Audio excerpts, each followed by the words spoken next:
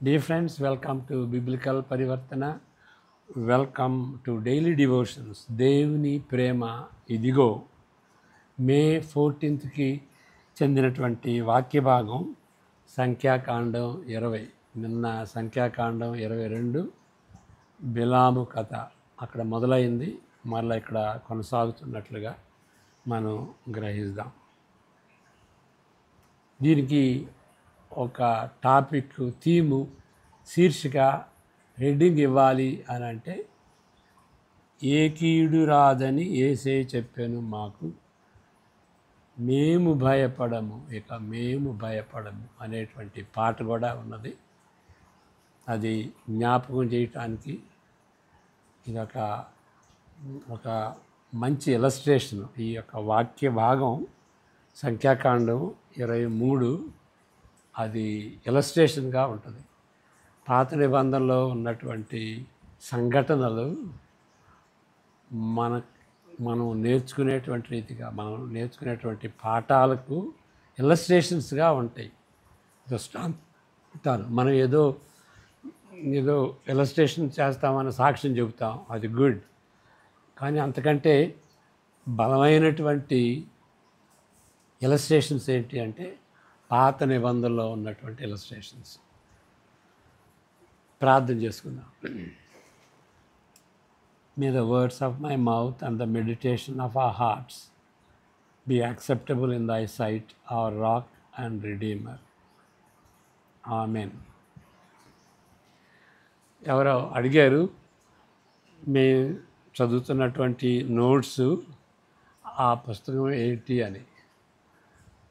ఇంగ్లీష్లో ఆ పుస్తకం పేరు హౌ లాంగ్ ఓ లార్డ్ అనేటువంటి గ్రంథం.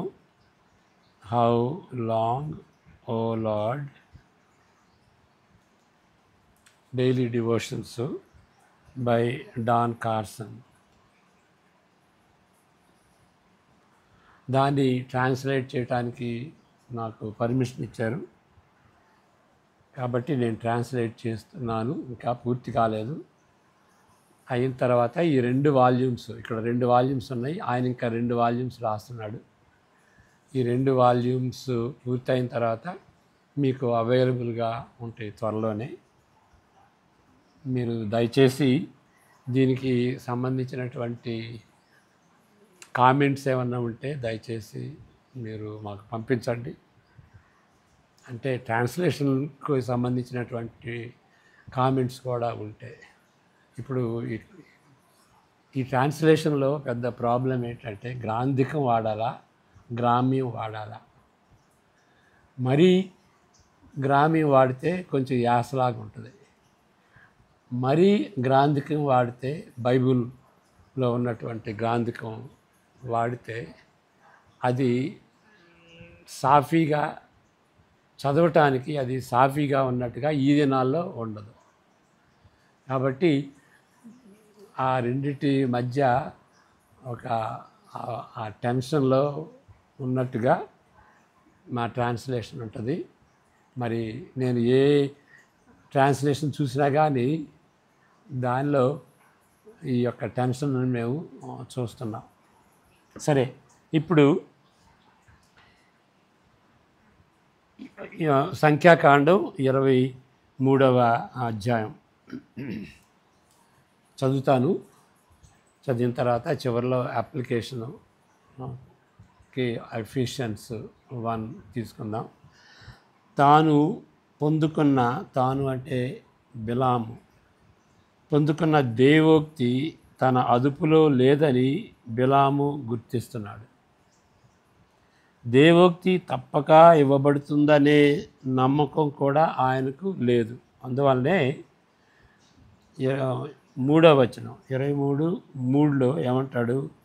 ఒకవేళ యెహోవా నన్ను ఎదుర్కొనునేమో అని వివరిస్తున్నాడు.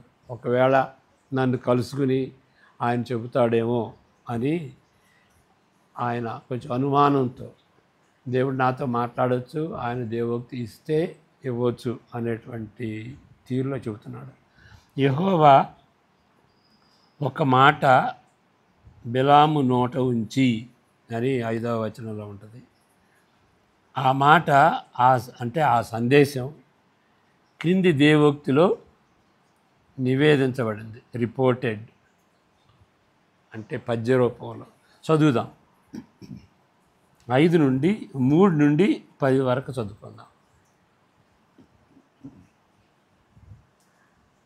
మరియు బిలాము బాలాకుతో, బలిపీఠము మీది నీ దహన బలి యొద్ద నిలిచియుండుము, నేను వెళ్ళెదను. ఒకవేళ యెహోవా నన్ను ఎదుర్కొనునేమో, ఆయన నాకు కనపరుచున్నది నీకు తెలియజేస్తుందని చెప్పి మెట్ట ఎక్కాను. అంటే పై స్థలానికి ఎక్కాడు అన్నమాట. అది కొండ కాదు, మెట్టలాగా ఉంటుంది. దేవుడు బిలాముకు ప్రత్యక్షము కాగా అతడు, నేను 7 బలిపీఠములను సిద్ధపరిచి ప్రతిదాని మీదను ఒక కోడెను ఒక పొట్టేలును అర్పించుతునని ఆయనతో చెప్పగా, యెహోవా ఒక మాట బిలాము నోట ఉంచి, నీవు బాలాకు వద్దకు తిరిగి వెళ్ళి ఇట్లు చెప్పుమనెను. అతడు బాలాకు వద్దకు తిరిగి వెళ్ళినప్పుడు అతడు మోయాబు అధికారులందరితో తన దహన బలి యొద్ద నిలిచి ఉండెను. అప్పుడు బిలాము ఉపమాన రీతిగా ఇట్లనెను, ఆరాము నుండి బాలాకు తూర్పు పర్వతము నుండి మోయాబిరాజు నన్ను రప్పించి రమ్ము, నా నిమిత్తము యాకోబును శపింపుము, రమ్ము, ఇశ్రాయేలును భయపెట్టవలెను అని అనెను. ఏమని శపింపగలను? దేవుడు శపింపలేదే. ఏమని భయపెట్టగలను? దేవుడు భయపెట్టలేదే. మెట్టల శిఖరము నుండి, ఇదంతా దేవోక్తి, పద్య రూపంలో ఉన్నటువంటి దేవోక్తి. అతని చూచుచున్నాను, కొండల నుండి అతని కనుగొనుచున్నాను. ఇదిగో ఆ జనము ఒంటిగా నివసించును, సపరేట్గా నివసించును, జనములలో లెక్కింపబడరు. యాకోబు రేణువులను ఎవరు లెక్కించెదరు? ఇశ్రాయేలు 4వ పాలును ఎవరు లెక్క పెట్టగలరు? నీతిమంతుల మరణము వంటి మరణము నాకు లభించునుగాక, నా అంచెదశ వారి అంతము వంటి దగునుగాక అనెను. అంతటా బాలాకు బిలాముతో, నీవు నాకేమి చేసితివి? నా శత్రువులను శపించుటకు నిన్ను రప్పించితిని, అయితే నీవు వారిని పూర్తిగా దీవించితివనెను. అందుకతడు, అంతవరకు చాలు. ఇక్కడ మొదటి విషయం, పద్య భాగంలో దేవోక్తి అనుగ్రహించబడినది కాబట్టి యథార్థమైన ప్రవక్త దానిని ముట్టలేడు, మార్చలేడు. అది పద్య రూపంలో ఉన్నది. అతనికి అతీతంగా ఇండిపెండెంట్గా ఉంటుంది. ఆయన మార్చలేనటువంటి రీతిగా అది ఇండిపెండెంట్గా ఉన్నటువంటి దేవోక్తి. బాలాకు రాజు ఆయనను రప్పించినప్పటికీ బిలాము ఆయనను ప్రశ్నించాడు. ఆయనే పిలిచాడు. ఆయన పిలిచినంత మాత్రాన ఆయనకి లొంగి ఉండాలా? లేదు. దేవునికి లొంగి ఉన్నట్టుగా చెప్తున్నాడు ఇక్కడ. ఏమని శపింపగలను? దేవుడు శపింపలేదే.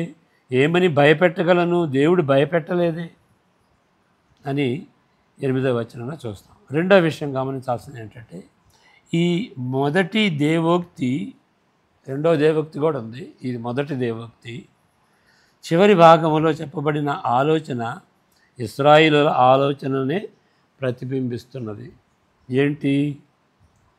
వాళ్ళు వేరే దేశస్తుల నుండి వారు భిన్నంగా, వేరైన ప్రజలుగా వాళ్ళే తలస్తారు. మేము అందరితో సమానం కాదు, దేవుడు ఎన్నుకున్నటువంటి ప్రజలవి. నిజానికి వారు దేవుని నిబంధన ప్రజలు కదా, కాబట్టి వేరే ప్రజలతో కలిసి పోలేరు.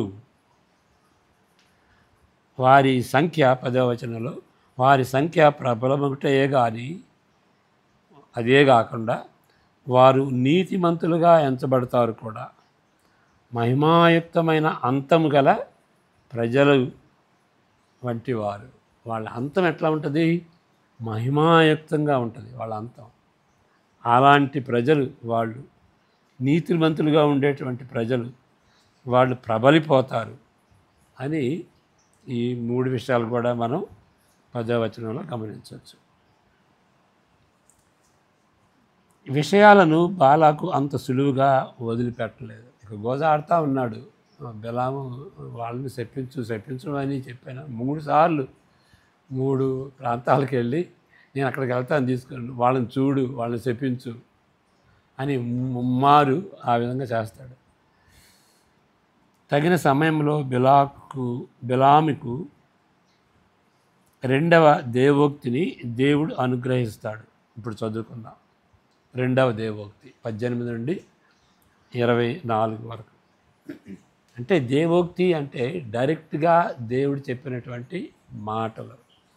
వాళ్ళు దాన్ని ఏమి మార్చకుండా, దాన్ని ముట్టుకోకుండా దేవుడు చెప్పిన దాన్ని చెప్పినట్టుగా ఉండేది. దాన్ని దేవోక్తి అంటారు. లేకపోతే పారాఫ్రైజ్ చేసి వాళ్ళ భాషలో చెప్తారన్నమాట, దేవుడు ఈ విధంగా చెబుతున్నాడు అని. అది అట్లా కాదు, డైరెక్ట్గా దేవుడు మాట్లాడుతున్నట్టుగా చెప్పేది ఆరికల్ అంటారు ఇంగ్లీష్లో, దేవోక్తి. 18 నుండి 24 వరకు రెండవ దేవోక్తి.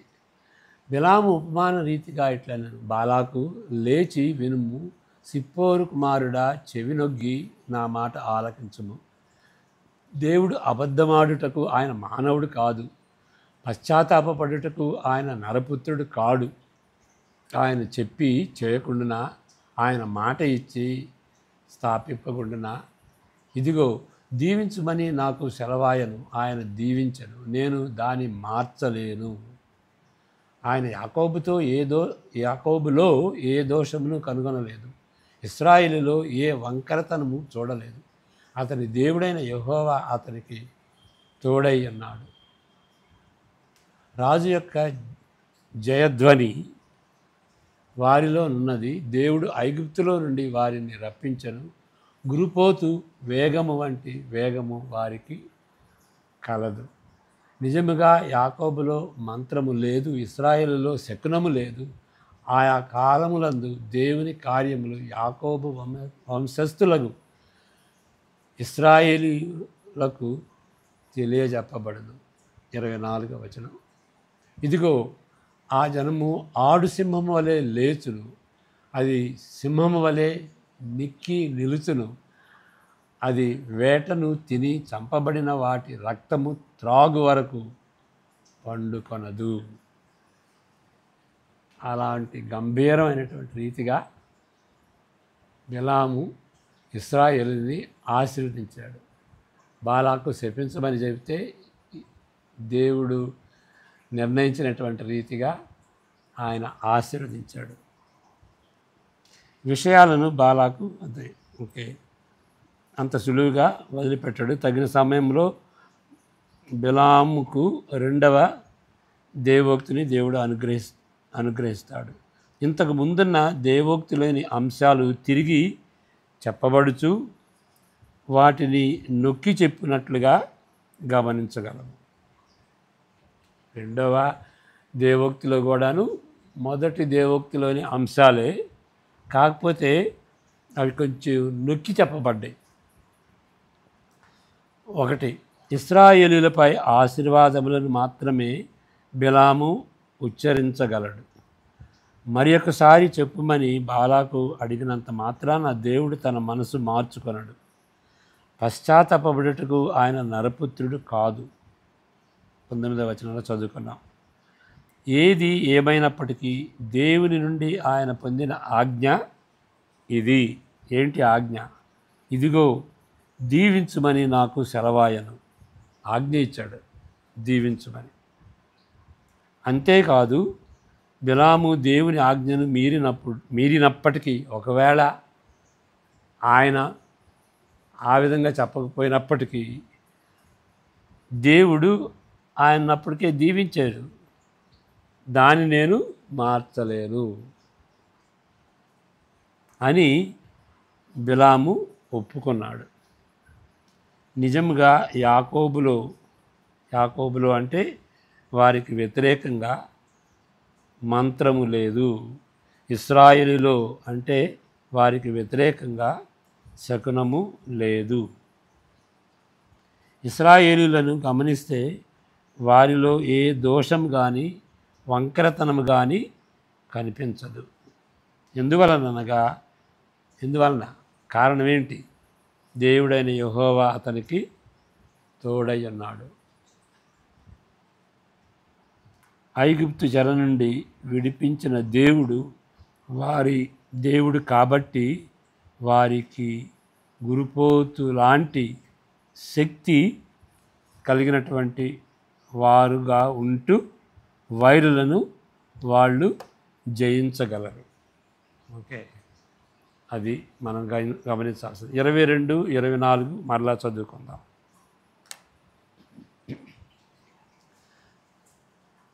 రాజు యొక్క జయధ్వని వారిలో నున్నది. దేవుడు ఐగుప్తులో నుండి వారిని రప్పించెను. గురుపోతు వేగము వంటి వేగము వారికి కలదు. నిజముగా యాకోబులో మంత్రము లేదు, ఇశ్రాయేలులో శకునము లేదు. ఆయా కాలములందు దేవుని కార్యములు యాకోబు వంశస్థులకు ఇశ్రాయేలులకు తెలియజెప్పబడును. ఇదిగో ఆ జనము ఆడు సింహం వలె లేచును, అది సింహం వలె నిక్కి నిలుచును, అది వేటను తిని చంపబడిన వాటి రక్తము త్రాగు వరకు పండుకొనదు. అలాంటి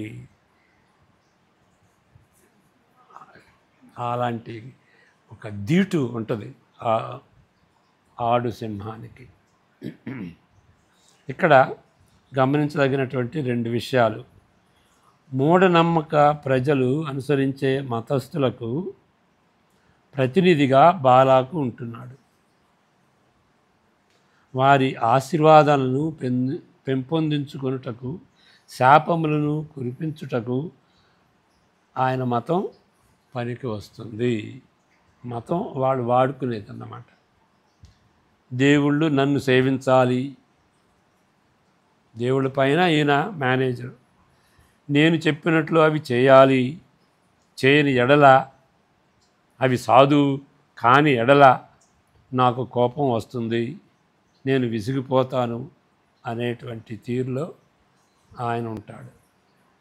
రెండో విషయం, అలసట చెందించే రీతిగా ఇశ్రాయేలును తిరిగి తిరుగుబాటు చేసినప్పుడు కూడా వారిని అధికముగా ప్రశంసించుటకు ఆశ్చర్యకరంగా ఉంటుంది. వాళ్ళు మరి ఈ విధంగా ఇశ్రాయేలుని దేవుడు ఆశీర్వదించాడు. అదేంటి? వాళ్ళు తిరుగుబాటు చేశారు కదా, సణుక్కున్నారు కదా, వాళ్ళని మరి అనేక సార్లు ఆయన వాళ్ళని శిక్షించాడు కదా, చాలామంది మరణించారు కదా.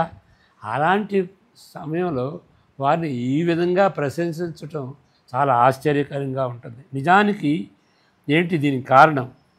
వారిని పోషిస్తూ బలపరిచేది దేవుడే. ఆ దేవుడే వారిని ఆస్వాదించినప్పుడు ఏ శాపము నిలవలేదు. దేవుడు అనుకున్నాడు. అంటే దేవుని దృక్పథంలో ఇది జరుగుతుందన్నమాట. ఈ దేవోక్తి దేవుని దగ్గర నుండి వచ్చినది కాబట్టి ఆయన కోణంలో చూస్తున్న సంగతులు మన ధైర్యానికి, మన నిరీక్షణకు కూడా అదే ఆధారం. అలాంటి దేవుడు మరి అంటే ఒక విధంగా మనం గ్రహించాల్సింది ఏంటంటే, ఇశ్రాయేలును శిక్షించాడు కదా, మరి ఇక్కడ ఇశ్రాయేలును ఆశీర్వదించాడు అంటే ఏంటి అక్కడ అంటే, శేషులు, ఆయన నమ్మినటువంటి శేషులు వాళ్ళు ఆశీర్వదింపబడ్డారు. క్రొత్త నిబంధన వచ్చేటప్పటికి ఆ శేషులు యేసు ప్రభువుని నమ్ముకున్నటువంటి అనుచరులు, యేసు ప్రభు యొక్క అనుచరులు. మరి దీనికి సంబంధించినటువంటి వాక్య భాగం ఏంటి అని అంటే, ఎఫెసీ 1:1 నుండి 14, 3 నుండి 14 వచనాలు ఇంగ్లీష్లో 14 వచనాలుగా ఉంటాయి, గ్రీకులో ఒకే ఒక వాక్యం. దానిలో 4 విషయాలు మనం గమనించవచ్చు. ఒకటేంటంటే, ఆత్మీయ ఆశీర్వాదాలు. ఎన్ని ఎన్ని ఆశీర్వాదాలంటే all spiritual blessings, all possible spiritual blessings. దేవుడు తన ప్రజలకు అనుగ్రహించేటువంటి ఆశీర్వాదాలు సమస్తం అని అక్కడ ఉన్నదన్నమాట. ఆ ఆశీర్వాదాలు అన్నీ ఉంటాయి. రెండవది ఏంటి అంటే ఈ ఆశీర్వాదాలు నిత్యత్వంలో దేవుడు తలంచినవి, నిత్యత్వం నుండి నిత్యత్వం వరకు. కాబట్టి నిత్యత్వంలో అవి దేవుడు నిర్ణయించినటువంటి రీతిగా వాళ్ళని ఆశీర్వదిస్తాడు. కాబట్టి ఇక ఎవరు దాన్ని మార్చలేరు. బిలాము మార్చలేడు, బాలాకు మార్చలేడు, ఎవడు కూడా మార్చలేడు. దేవుడు ఆశీర్వదింపబడినటువంటి ప్రజల్ని ఎవరు శపించలేరు. శకును కానీ శాతబడి కానీ ఏమీ వాళ్ళ మీద పనిచేయదు. దేవుని యొక్క ఆశీర్వాదం వాళ్ళపై ఉంటే. మూడో విషయం ఏంటంటే ఈ 3 నుండి 14 వచనాలు, 1 నుండి 14 అని చెప్పాను. మూడో విషయం ఏంటంటే యేసుక్రీస్తునందే ఈ యొక్క ఆశీర్వాదాలు ఉన్నాయి. 11, 12 సార్లు దీన్ని అంటే గ్రీకులో ఉన్న దాన్ని బట్టి 11, 12, 13 అనేది క్లియర్గా చెప్పటం కష్టం. అన్నిసార్లు అపోస్తుడైన పౌలు నొక్కి చెప్తున్నాడు, ఆయన యందే, ఈయన యందే, క్రీస్తు యందే, ఎవరి యందు, ఆయన యందే, ఆయనలోనే అనేటువంటిది. అంటే outside of Christ God's blessings are not there. దేవుడు తన ప్రజలను ఆశీర్వదించాలి అని దాచి ఉంచినటువంటి ఆశీర్వాదాలు క్రీస్తు ద్వారా అనుగ్రహించాడు. నాలుగో విషయం ఏంటంటే కాబట్టి వందనాలు చెల్లించు. Therefore thank you lord for all these blessings. హృదయపూర్వకంగా, ఎంత హృదయపూర్వకంగా అంటే ఆయన ఫుల్ స్టాపులు కామాలు ఏమీ పెట్టకుండా 3 నుండి 14 వచనాలు ఏకధాటిగా, ఇక గ్రామర్ మర్చిపోయాడు, ఆవేశంతో వందనాలు చెల్లించాడు. అది వందనాలు చెల్లించడం. ఇంకోటి, ఈ ఆశీర్వాదాల్లో 2 విషయాలు నేను ఎత్తి చెప్తాను. అది ఏంటంటే ఆత్మను సంచకరువుగా ఇస్తాడు. అంటే గ్యారంటీ. సంచకరువు అంటే డిపాజిట్, గ్యారంటీ అంటే అసలు అయింది తర్వాత వస్తుంది అని. యేసు ప్రభువుని మనం మన హృదయంలోనికి చేర్చుకున్నప్పుడు అది పరిశుద్ధాత్మ కార్యం. పరిశుద్ధాత్మ దేవుని కార్యం ద్వారా త్రియేక దేవుడు మనలోకి వస్తాడు. ఓకే, యోహాను సువార్త 14:23లో దాన్ని మనం చూడగలం. త్రియేక దేవుడు వస్తాడు. అంతేగాని యేసుప్రభు ఒకసారి, పరిశుద్ధాత్మ ఒకసారి, తర్వాత తండ్రి ఒకసారి అని ఈ పెంతెకోస్తు దినాన పరిశుద్ధాత్మ దేవుడు అనుగ్రహించిన తర్వాత అంతవరకు అది డెవలప్మెంట్. దాని తర్వాత త్రియేక దేవుడు మనతో ఉంటాడు అని గమనించుకోవాలి. కాబట్టి ఆ త్రియేక దేవుడు మనతో ఉన్నప్పుడు, పరిశుద్ధాత్మ ద్వారా మనతో ఉన్నప్పుడు అది సంచకరువుగా ఉంటుంది.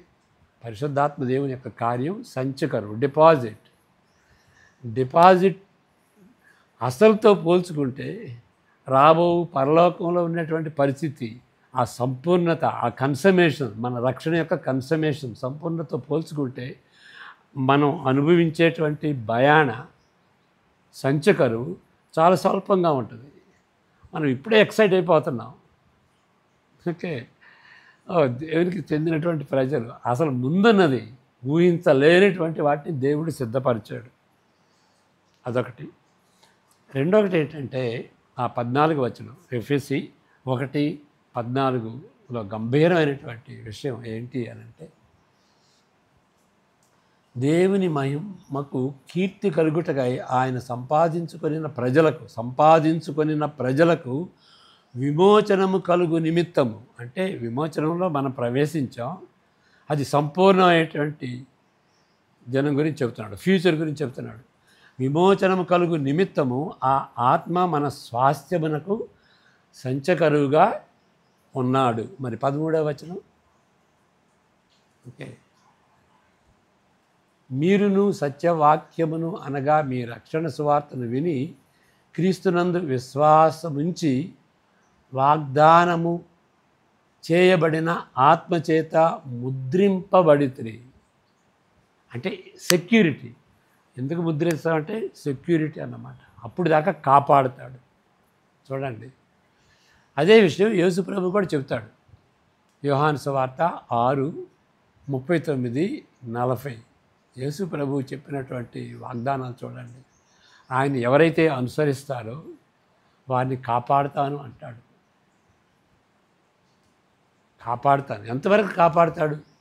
యోహాను సువార్త 6:39-40 నా ఇష్టమును నెరవేర్చుకున్నటకు నేను రాలేదు, నన్ను పంపిన వాని చిత్తము నెరవేర్చుటకే పరలోకము నుండి దిగివచ్చి తిని ఆయన నాకు అనుగ్రహించిన దాని అంతటిలో, చూడండి అక్కడ తండ్రి అనుగ్రహించాడు. మనం ఏమనుకుంటాం మామూలుగా, యేసు ప్రభు మనల్ని తండ్రికి అప్పగిస్తాడు అనుకుంటాం. అదొక తీరు. ఇక్కడ ఏమంటున్నాడంటే, అంతకుముందే దేవుడు నిర్ణయించాడు కాబట్టి, ఎవరిని రక్షించుకోవాలని నిర్ణయించాడు కాబట్టి వారిని రక్షించమని, విమోచించమని యేసు ప్రభుకి వారిని అప్పగించాడు. ఇక్కడ అది చెబుతుంది. ఆయన నాకు అనుగ్రహించిన దానిని, అనుగ్రహించిన మనమే, దాని అంతటిలో నేనేమీ పోగొట్టుకొనక అంచెదినమున దాని లేపుటకే నన్ను పంపిన వాని చిత్తమై ఉన్నది. చూడండి ఎంత భద్రత. ఓకే, భద్రపరుస్తారు. ఎంతవరకు? మన రక్షణ సంపూర్తి అయ్యేంత వరకు. ఎప్పుడు సంపూర్తి అవుతుంది రక్షణ? యేసుప్రభు తిరిగి వచ్చినప్పుడు మృతులమై ఉన్నటువంటి మనల్ని లేపుతాడు, మహిమ శరీరాలతో లేపుతాడు. అప్పుడు మహిమ శరీరాలతో మన ఆత్మ కలుసుకున్నప్పుడు అప్పుడు మన యొక్క రక్షణ పూర్తి అవుతుంది. అంతవరకు యేసుప్రభు కాపాడుతాడు. అది అంచెదినమున దాని లేపుటకు నన్ను పంపిన వాని చిత్తమై ఉన్నది. చూడండి, ఓకే, నెక్స్ట్ వచనం, కుమారుని చూచి, ఎవరు వీళ్ళు? కుమారుని చూచి ఆయన యందు విశ్వాసముంచు ప్రతివాడును. ఇప్పుడు బిలాము కథలో నిన్న మనం చూసినటువంటి రీతిగా 20వ అధ్యాయంలో మనం చూసినటువంటి రీతిగా వాళ్ళు సర్పకాటును బట్టి మరణిస్తున్నప్పుడు మరి మోషేతో ఏం చెప్పాడు దేవుడు? ఒక ఇత్తడి సర్పం చేయమన్నాడు కదా, దాన్ని చూచినటువంటి వాళ్ళు రక్షింపబడతారు. ఇక్కడ అదే మాట వాడింది. ఆయన కుమారుని చూచి ఆయన యందు విశ్వాసం ఉంచు ప్రతివాడును. అంటే ఆయన చూడటం అంటే ఏంటి? ఆయన గురించి ఆలోచించి తర్కించి ఆయన నమ్మదగిన వాడా కాదా అని ఆలోచించి విశ్వసించి ఆయన మన జీవితాలని అంకితం చేసుకోవటం. ఆయన కొరకే ఏ రాజీ పడకుండా ఆయనకు సంబంధించినటువంటి వ్యక్తులుగా మన హృదయాల్ని, మన మనసుని, మన దేహాన్ని ఆయనకి అర్పించుకోవటం. అది చూడటం అంటే ఏదో చూడటం కాదు, నమ్మటం అంటే ఏదో థియాలజికల్గా నమ్మటం కాదు. ఆ నమ్మికకు తగినట్టుగా మన జీవితాలని ఆయనకి అర్పించుకోవటం. అది అనేక చోట్ల క్రొత్త నిబంధనలో పదే పదే తటస్థపడుద్ది అన్నమాట. ప్రతివాడును నిత్య జీవం పొందుటకు. నిత్య జీవం దేవుడు నిత్యంలోనే నిర్ణయించాడు కాబట్టి ఇది పోగొట్టుకునేది కాదు. మరి దీనికి సంబంధించినటువంటి మరి ఒక మాట కూడా చెప్తాను. యోహాను సువార్త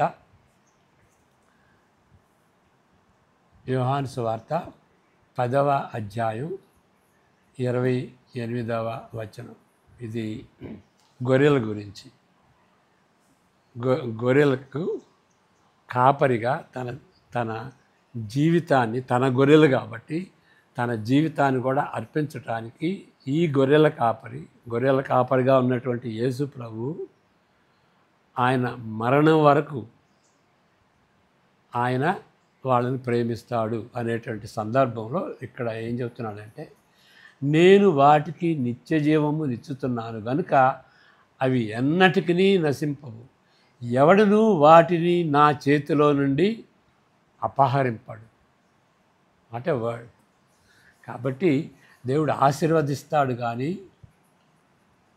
దేవుడు ఎప్పుడు కూడాను మనపైకి వచ్చేటువంటి అపశకునం కానీ శాతబడి కానీ దానికి లొంగిపోకుండా మనం ఉండలేము. అంటే ఇంకొక విషయం గమనించాలి, ఏ కీడు రాదని. అంటే ఫిజికల్గా మనకు కీడు వస్తుంది. మరి చూడండి, అపోస్తులు అందరూ with the possible exception of John, అందరూ కూడా హతసాక్షులు కానీ ఫిజికల్గా ఉంటుంది. కానీ the body they may kill, but his word endureth still అని మార్టిన్ లూథర్ చెప్తాడు కదా. యేసుప్రభు ఏమంటాడంటే, దేహాన్ని చంపుతారయ్యా, ఆత్మని ముట్టలేరు. అది నిత్యంగా ఉండేటువంటి ఆత్మ. మరి టెంపరీగా ఉండేటువంటి ఇక శరీరానికి నష్టం కలగటానికి దేవుడు కొన్నిసార్లు మరి నిర్ణయించినప్పటికీ, ఎవరు నిర్ణయిస్తారో వాళ్ళే హతసాక్షులుగా వాళ్ళు చనిపోతారు. Otherwise God will protect. దేవుడు అనుమతి లేకుండా మనకు దేహానికి కానీ మనకి ఎప్పుడు కూడాను నష్టం కలదు. అయితే ఆత్మను మాత్రం ఎప్పుడు కాపాడుతాడు, మన రక్షణను తప్పకుండా కాపాడుతాడు. అది మనం గమనించుకోవాలి, ముద్రించాడు అన్నమాట. ఇంకొక విషయం ఏంటంటే, మరి అపశకునం, మరి సైతాను యొక్క శక్తులు మన మీదకి రావా? ఓకే, అక్కడ కొంచెం ట్రిక్కిష్గా ఉన్నదన్నమాట. అది కొంచెం ఆలోచించాలి.